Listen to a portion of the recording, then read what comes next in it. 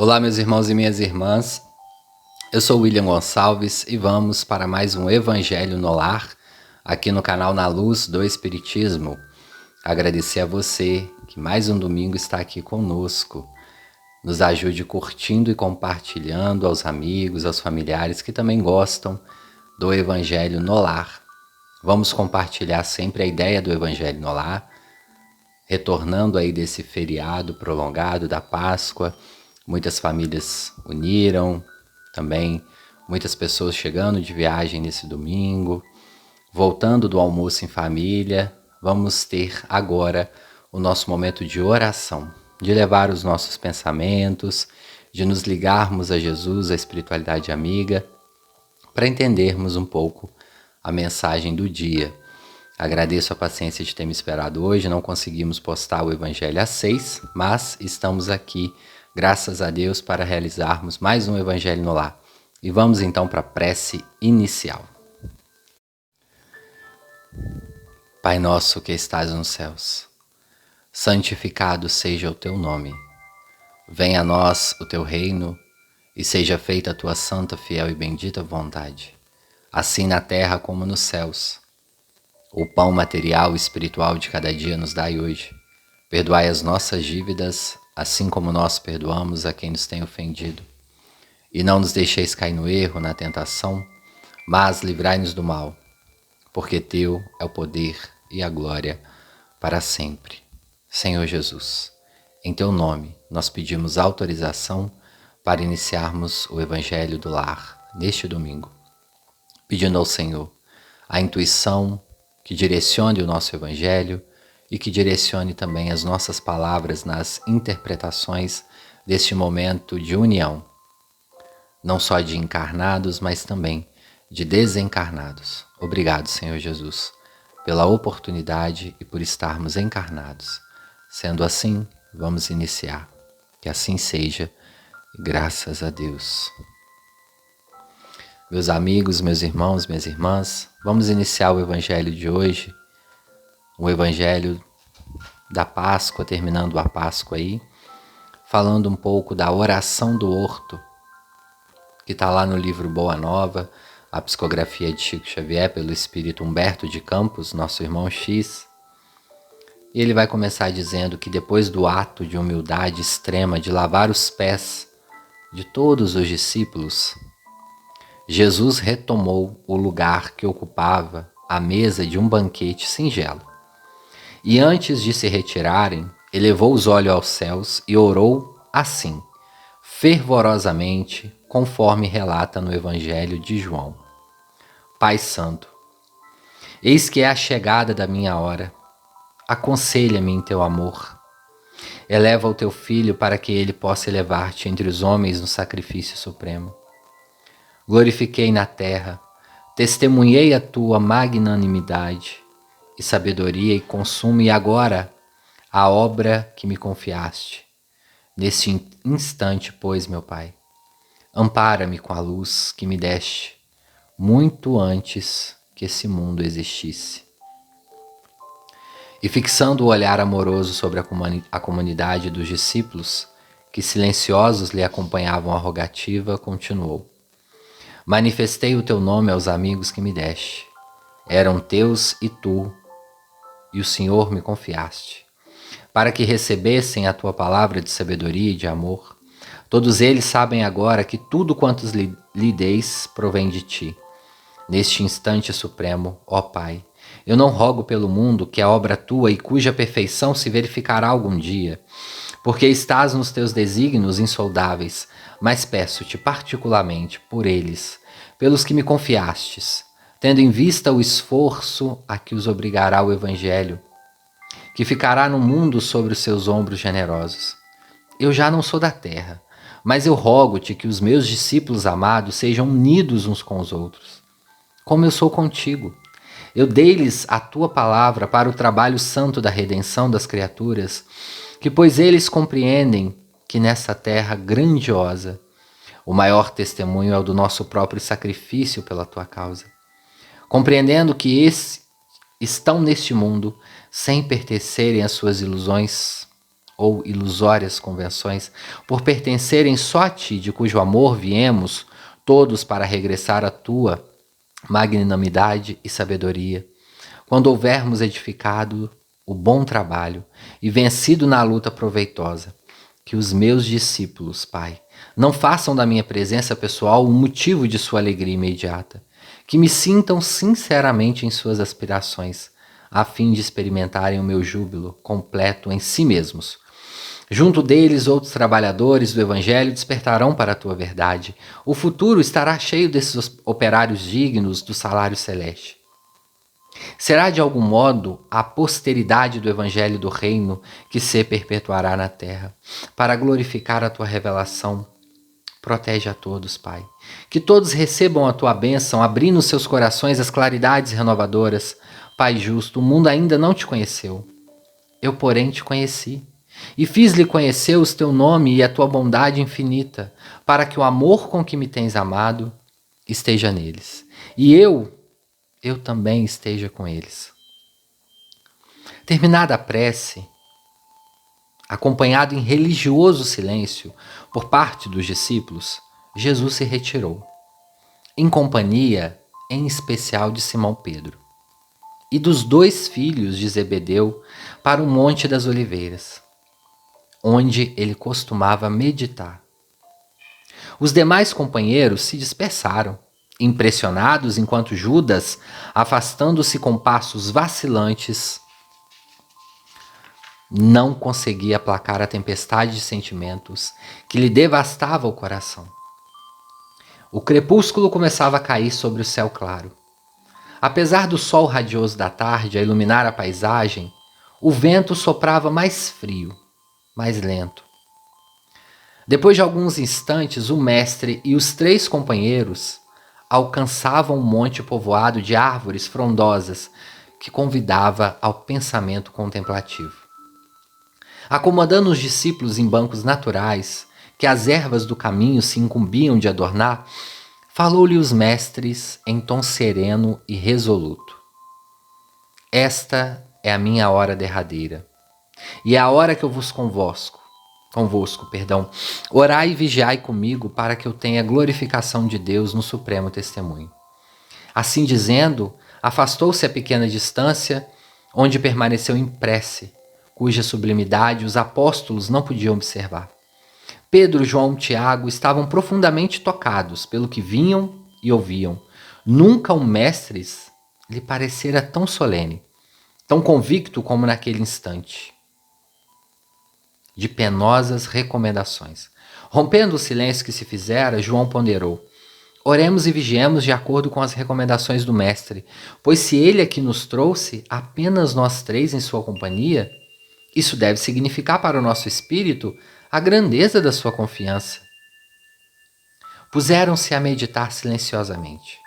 Entretanto, sem que pudesse explicar o motivo, eles dormiram durante a oração. Passou-se mais alguns minutos e eles acordaram, ouvindo o mestre que lhes observava. Acorde, desperta. Eu não vos recomendei que vigiasse? Desperta, eu não vos recomendei que vigiasse? Como podereis velar comigo apenas 1 minuto? João e os companheiros esfregaram os olhos, reconhecendo a própria falta. Então Jesus, cujo olhar parecia iluminado por estranho fulgor, lhes contou que fora visitado por um anjo, que o confortara para o martírio. Mais uma vez, eles lhe pediu que orassem com o coração e novamente se afastou. Contudo, os discípulos, insensivelmente, cedendo aos imperativos do corpo e olvidando as necessidades do espírito, de novo adormeceram em meio às meditações e despertaram com o mestre de novo a lhes repetir: não conseguiste então orar comigo? Os 3 discípulos acordaram, muito envergonhados. A paisagem desolada de Jerusalém mergulhava na sombra. Antes, porém, que pudessem justificar de novo a sua falta, um grupo de soldados e populares aproximavam, vindo com Judas à frente. O filho de Iscariote avançou e depois na fronte do mestre. O beijo combinado, ao passo que Jesus, sem denotar nenhuma fraqueza, e deixando a lição de sua coragem, de seu afeto, ao companheiro perguntou: Amigo, a que vieste? Sua interrogação, todavia, não recebeu qualquer resposta. Os mensageiros dos sacerdotes prenderam-no e lhe manietaram as mãos, como se fizessem a um salteador vulgar. Depois de várias cenas descritas com fidelidade nos evangelhos, observamos as disposições psicológicas dos discípulos no momento doloroso. Pedro e João foram os últimos a se separarem do mestre. Depois de tentarem fracos esforços pela sua libertação. No dia seguinte, os movimentos criminosos da turba arrefeceram o entusiasmo e o devotamento dos companheiros mais enérgicos e decididos da fé. As penas impostas a Jesus eram excessivamente severas para que fossem tentados a segui-lo. Da corte providencial ao palácio de Antipas, viu-se o condenado exposto ao insulto e à zombaria, com exceção do filho de Zebedeu, que se conservou ao lado de Maria, até que ao instante derradeiro todos os que integravam o reduzido colégio do Senhor debandaram receosos da perseguição. Alguns se ocultaram nos sítios próximos, enquanto outros trocavam as túnicas habituais, seguiam de longe o inesquecível cortejo, vacilando entre a dedicação e o temor. O Messias, no entanto, coroando a sua sombra com o sacrifício máximo, tomou a cruz, sem uma queixa, deixando-se imolar sem qualquer reprovação aos que o haviam abandonado na hora última. Conhecendo que cada criatura tem o seu instante de testemunho, no caminho de redenção da existência, observou as piedosas mulheres que o cercavam. Elas estavam banhadas em lágrimas. Filhas de Jerusalém, não choreis por mim, chorais por vós mesmas e por vossos filhos. Exemplificando a sua fidelidade a Deus, aceitou serenamente os desígnios do céu, sem que uma expressão menos branda contradissesse a sua tarefa purificadora. Apesar da demonstração do heroísmo e de inexcedível amor que ofereceu no cimo do madeiro, os discípulos continuaram subjugados pela dúvida e pelo amor, até que a ressurreição lhes trouxessem incomparáveis hinos de alegria. João, todavia, em suas meditações acerca do Messias, entrou a refletir maduramente sobre a oração do horto nas oliveiras, perguntando a si próprio a razão daquele sono inesperado. Quando ele desejava atender ao desejo de Jesus, orando em seu espírito até o fim das provas ríspidas, por que dormira ele, que tanto o amava, no momento em que o seu coração amoroso mais necessitava de assistência e de afeto? Por que ele não acompanhara Jesus naquela prece derradeira, onde a sua alma parecia apunhalada por intraduzível angústia? Nas mais dolorosas expectativas, a visão do Cristo ressuscitado veio encontrá-lo absorto nessas amargurados pensamentos. Em oração silenciosa, João se dirigiu muitas das vezes ao Mestre adorado, quase em lágrimas, implorando-lhe que lhe perdoasse o seu descuido da hora extrema. Algum tempo se passou, sem que o filho de Zebedeu conseguisse esquecer a falta de vigilância da véspera do martírio. Certa noite, após as reflexões costumeiras, sentiu ele que um sono brando lhe anestesiava os centros vitais. Como numa atmosfera de sonho, ele verificou que o mestre se aproximou dele. Toda sua figura se destacava na sombra com um divino resplendor. Precedendo suas palavras do sereno sorriso dos tempos idos, disse-lhe Jesus: João, a minha soledade do horto é também um ensinamento do Evangelho. É uma exemplificação. Ela significará para quantos vierem em nossos passos, que cada espírito na terra tem de ascender sozinho ao Calvário de sua redenção. Muitas das vezes com a despreocupação dos entes mais amados do mundo. Em face dessa lição, o discípulo do futuro compreenderá que a sua marcha tem que ser solitária, uma vez que seus familiares e companheiros de confiança se entregam ao sono da indiferença. Doravante, pois, aprendendo a necessidade do valor individual no testemunho, nunca deixes de orar e de vigiar. Somos, meus amigos, minhas amigas, muitas das vezes invigilantes, e em muitas ocasiões nós vamos sentir a solidão que o nosso mestre sentiu no horto. Depois desse tempo todo, ele aproxima-se perispiritualmente para João e fala com ele: fique tranquilo, aquele sono Deus que permitiu. Eu precisava de passar por aquele momento sozinho, não fique preocupado. Mas olha, isso daí é um exemplo do que os discípulos do Cristo passaram em muitas ocasiões. Quantas ocasiões você também passará sozinho, porque as pessoas não vão acreditar no que você falar.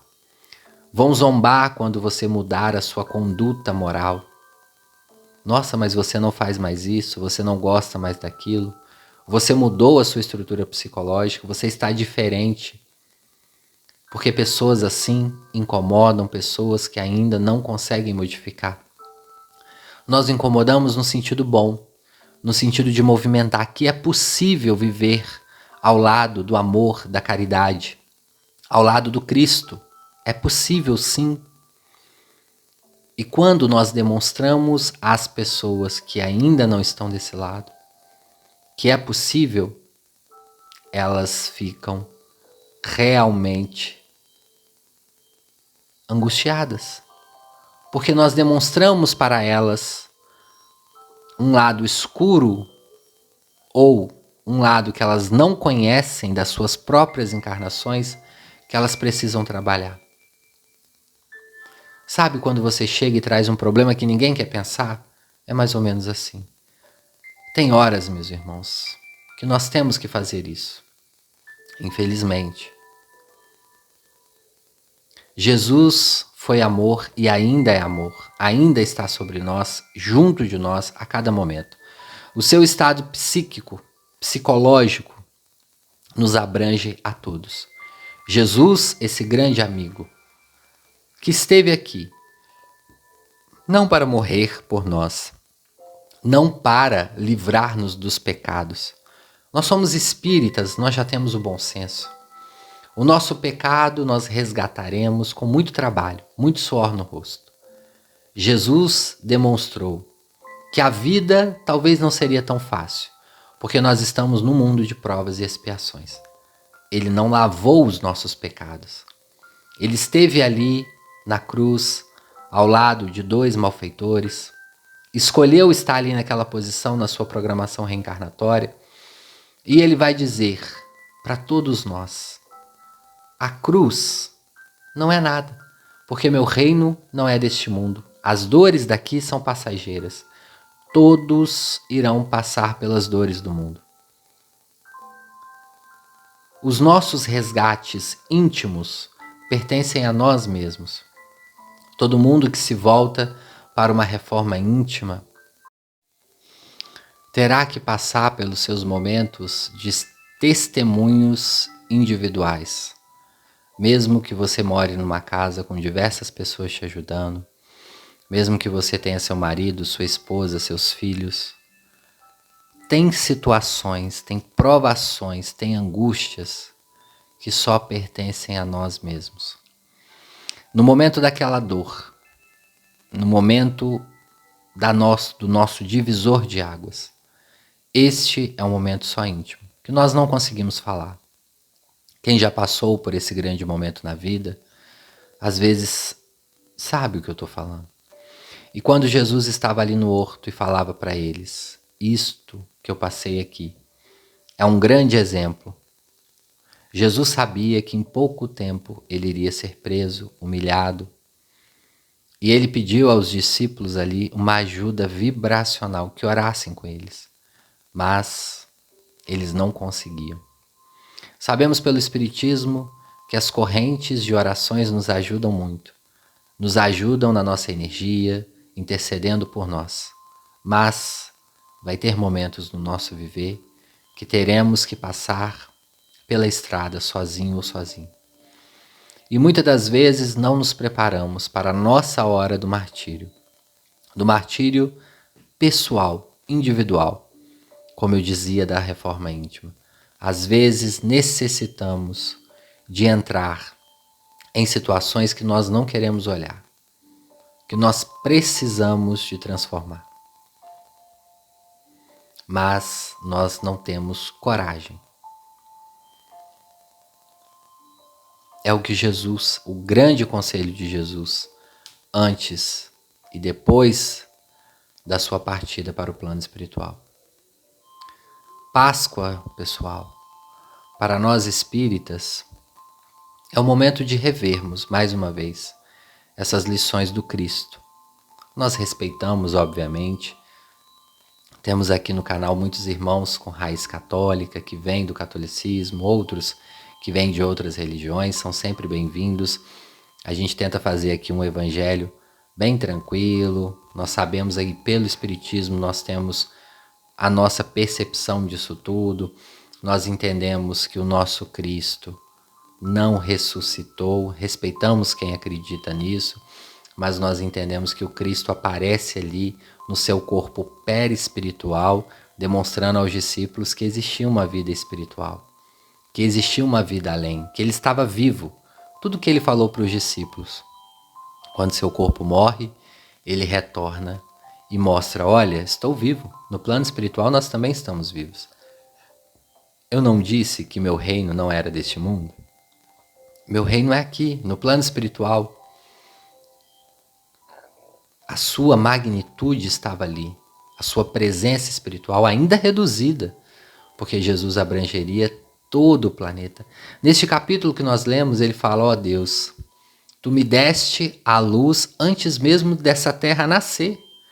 Antes mesmo da terra nascer, Cristo já era um espírito crístico. Já era um espírito de alta envergadura evolutiva. Esse espírito que governa o nosso planeta, que é o nosso condutor. O espírito com a psique mais sadia que pisou aqui na Terra. Que tinha uma percepção amplificada de tudo o que acontecia neste planeta, porque ele mesmo ajudou a construir com seus arquitetos enviados de Deus. Deus dá massa a esses espíritos crísticos para fomentar novos mundos. E todo o espírito crístico em algum momento desce para a Terra para trazer a mensagem de que isso aqui é passageiro. Temos uma vida muito mais além. As provações daqui é muito rápida. Teremos testemunhos solitários, sim, mas teremos felicidade. Cristo fez isso, corporificou aqui para trazer essa mensagem. Mandamos ele para a cruz e continuamos mandando diariamente em atitudes de egoísmo. Quando negamos um atendimento a alguém no sentido de se podemos ajudar, obviamente, e negamos, estamos também enviando o Cristo. Estamos indo contra o que ele nos ensinou. Quando não somos caridosos, quando não somos amorosos, quando não respeitamos, quando não amamos, repetimos às vezes os mesmos ciclos. Eu vejo muito no movimento espírita as pessoas falarem assim, na hora da crucificação eu estava lá. Ah, fulano, beltrano, cicrano jogou pedra na cruz que Cristo foi pregado, por isso está assim nessa situação, a gente brinca assim, né? Não tinha tantas pessoas assim. Se formos avaliar a humanidade hoje, com quase seus 8 bilhões de espíritos, nós não estávamos todos lá. Alguns poderiam estar. Suponhamos que tivesse 20 mil, eu não sei quantos que estavam lá. Mas a grande questão é que nós continuamos repetindo isso ao longo das nossas encarnações. Muitos espíritos vieram de outros planetas, vieram para resgatar algo aqui e repetiram um padrão da Terra. quantas vezes, de forma coletiva, algum espírito evoluído que se destaca na sociedade, nós também colocamos ele em maus lençóis. E aí sim, nesses processos do viver, a gente pode estar comprometido até o último fio do cabelo. Quantas pessoas na Idade Média nós matamos, nós calamos? Quantas pessoas nós escravizamos? Quantas pessoas passaram fome ou morreram pelas nossas causas? E aí, a hora do testemunho chega. A hora de recuperarmos isso chega. Então, às vezes, nós não estivemos lá na hora da crucificação do Cristo, mas estivemos em muitos momentos na repetição dessa crucificação. No momento em que alguém nos pediu piedade, nós negamos. No momento que alguém nos pediu um prato de comida, nós negamos. É nessas repetições que nós continuamos repetindo a crucificação. Cristo é muito caridoso. Cristo é amor puro. Ele não pegaria essa responsabilidade só para ele, não sendo do jeito que ele é. Então, meus irmãos, o evangelho de hoje vai ser mais rápido, mais certeiro. Com a visão espírita sobre o processo da Páscoa, eu sei que todo mundo gosta de comemorar, comer um chocolate da sua preferência, almoçar em família, respeitamos as tradições familiares, acreditamos também que essas tradições familiares de almoçar junto, de conversar, de trocar chocolates, pode ser um auxílio psíquico muito grande, muito positivo para as pessoas, vínculo social positivo. Que bom que vocês fizeram, quem não fez também, não se preocupe, né? A gente tem fases que a gente gosta desses eventos, tem fase que a gente não gosta. São processos, são rituais que a nossa sociedade tem. Mas temos que sempre, como espíritas, observar o que está acontecendo ali e tirar uma lição de cima. O que essa lição aqui está me falando? Além do vínculo comercial que tem para aumentar as vendas de chocolate, aumentar a venda de determinado tipo de peixe, etc., que o comércio tem, vamos tirar uma lição muito maior desse momento da Páscoa. Como sempre eu falo, cada data comemorativa, ela nos traz algo na frente e fala como você estava na Páscoa passada. Pode ser a mesma coisa do Ano Novo, do seu aniversário, em datas festivas assim, é bom a gente fazer essa reflexão. Será que eu mudei? Eu andei um pouquinho? Isso são lições que nós podemos levar. Pessoal, vamos terminar o nosso evangelho com a nossa meditação final agora. Já podem ir elevando os pensamentos. Vamos até ao Monte das Oliveiras, junto a Jesus. Observe o monte com as suas árvores frondosas. Estamos numa tarde, está entardecendo, o sol está indo embora. O céu com faixas rosas, amarelas, um vento suave. Nos sentimos felizes, acolhidos, junto ao ambiente do Cristo. Estamos num dos planos espirituais ao qual nosso Cristo visita regularmente. Jesus, que esteve e está conosco todos os dias.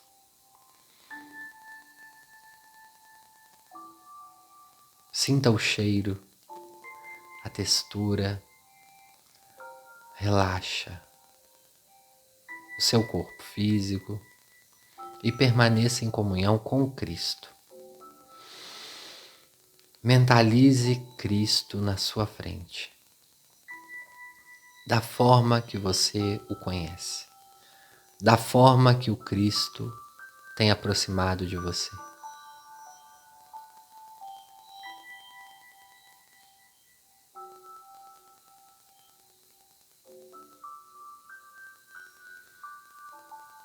Os amigos espirituais que trabalham nessa parte de auxílio aos irmãos necessitados estarão aí com você. Mas sinta também, além do passe pelos espíritos, as vibrações das árvores, da terra, do vento, a energia do sol, da lua que está chegando, do cosmo sobre você. Sinta-se completamente perceptível a todas essas informações. Sinta as vibrações da terra, dos animais que passam à volta, das árvores. Troque energia com esses elementos. Além de trocar, você também irá receber exclusivamente. Imagine uma energia verde com tons de branco entrando no topo da sua cabeça e energizando todo o seu corpo, cada célula, cada órgão, restaurando o seu corpo.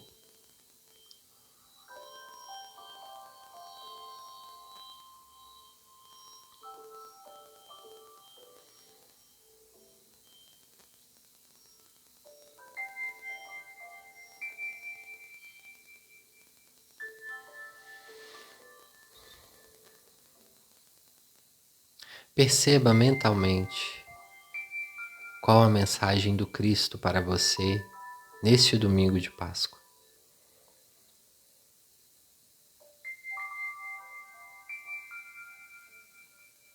Receba esta mensagem mentalmente.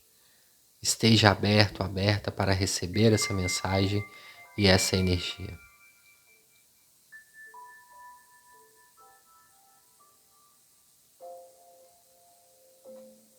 Ele pode estar dizendo: meu filho, não temas,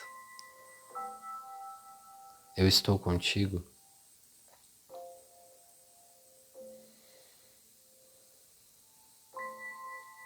Receba a mensagem que ele te enviar e guarde com muito amor e carinho.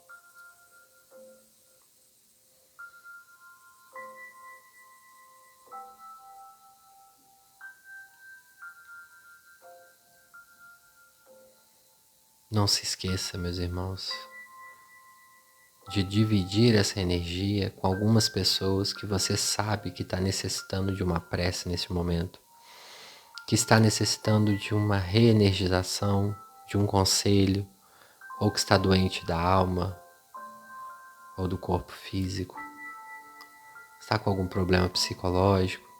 Pense nessa pessoa, mentalize essa pessoa, o nome dessa pessoa, o rosto dessa pessoa e peça à equipe espiritual, aos seus benfeitores, que ajude essa pessoa.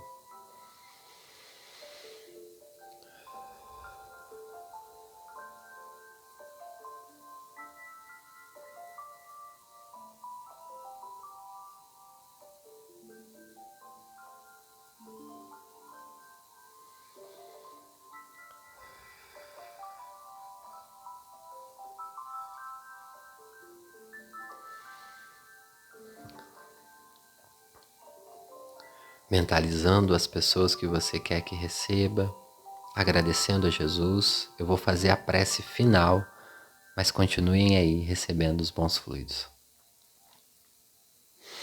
Senhor Jesus, nessa noite, domingo de Páscoa, qual muitos corações se voltaram para Ti nessa semana, repensando o modo de ser cristão atualmente na Terra. Ó Cristo, nos envie boas intuições, sejam através de boca de amigos, de irmãos, de palestrantes espíritas, de pastores, de padres, de monges, de mestres, mas que cada vez mais, Senhor Jesus, essa palavra possa ficar mais clara, mais aberta em nossas mentes, para que possamos cognitivamente reinterpretá-las e executar cada uma delas no nosso viver. Ó Mestre, não nos deixa desamparado. Sabemos que muitas e muitas reencarnações a gente vem errando, a gente vem caindo, a gente vem tropeçando, Mestre. Nos perdoe, Mestre. Ó querido irmão, nós também precisamos evoluir, assim como o Senhor já evoluiu. Nos dê, Senhor Jesus, mais uma oportunidade. Abre os céus para nós nesse momento e derrame sobre nós os bons fluidos, as boas energias e também, Senhor, nos ensina a cada dia com muita paciência. Sabemos que o Senhor já nos deu tanta oportunidade, mas o Senhor também já trilhou esse caminho. O caminho muitas das vezes doloroso, angustioso e solitário, Mestre. Por isso, querido irmão, não nos desampare. Ó querido Mestre, abençoe também o nosso planeta que tanto precisa do Senhor mais uma vez. Envolva-nos todos na mesma luz, no mesmo amor, na mesma vibração, querido Jesus. Olhai as crianças do nosso planeta, aqueles que nascem e renascem aqui, implorando de Ti mais uma vez a oportunidade de evoluir, querido Mestre. Não esqueça dos velhinhos que já estão partindo desse planeta e chegarão do plano espiritual mais uma vez, e talvez para voltarem, renascer mais uma vez. Querido, abençoe os jovens, que têm o futuro muitas das vezes pela frente com seus trabalhos, que poderão ser futuros palestrantes, pastores, padres e poderão transformar o cristianismo neste mundo. Ó querido, abençoe também a todos que têm algum ponto de visibilidade e que têm pontos de interesse ou até mesmo de autoridade, que podem manipular e às vezes fazem isso somente para o mal, querido Mestre. Abençoe eles que têm responsabilidades e que em próximas reencarnações chorarão, arrependerão, querido Mestre. Abençoe aqueles que hoje não têm um lar, não têm o que comer, não têm aonde deitar. Mestre querido, a todos que sofrem, choram, perderam tudo e nessa Páscoa não tinham nem o que alimentar. Ó Senhor, olhai por eles e sabemos que choramos internamente todos nós que aqui estamos, te pedindo mais uma vez o nosso socorro. Sabemos que o Senhor nos ensinou que o nosso socorro vem de Deus, vem do Senhor que fez os céus e a terra. E sabemos que o Senhor também nos ensinou que nada nos faltaria. Ó querido Jesus, mais uma vez não nos deixe faltar. Nessa noite, neste momento, o nosso alimento espiritual. A Ti, Senhor Jesus, a nossa gratidão por ser o nosso irmão maior e por não nos deixar faltar nada. Mas cuida de nós, Senhor Jesus, hoje e sempre e mais uma vez. Que assim seja, graças a Deus. Meus irmãos, minhas irmãs, vamos voltando do Monte das Oliveiras, com muita gratidão ao nosso Jesus. Com muita gratidão à oportunidade que nós tivemos nesse evangelho, mesmo rápido, nós agradecemos. Vamos voltando, mexendo as extremidades dos pés, das mãos, elevando mais uma vez o nosso pensamento aos benfeitores espirituais que nos ajudaram nessa jornada e agradecendo a eles. Que Deus possa abençoá-los também. Que Deus possa abençoar vocês, meus irmãos, que estiveram aqui conosco neste domingo de Páscoa. Muito obrigado pelo carinho de vocês. Nos ajude aí curtindo, comentando esse vídeo, para que a gente pede isso, para que o vídeo possa chegar a mais corações amigos, de pessoas que estão precisando ouvir este conteúdo nessa noite, meus amigos. Eu agradeço a oportunidade a Jesus por estarmos aqui. Hoje não vai dar para a gente ler o nome, a gente está correndo aqui com outros trabalhos também. Mas deixa aí a cidade, o estado, o país que você está ouvindo esse evangelho, que depois a gente vai mandar um abraço para vocês. Um abraço vibracional com muito carinho para cada um que está sempre aqui. Pessoal, já está acabando a Páscoa, né? Mas finalzinho de Páscoa aí boa para vocês. E até semana que vem, né? Se Deus quiser. Graças a Deus.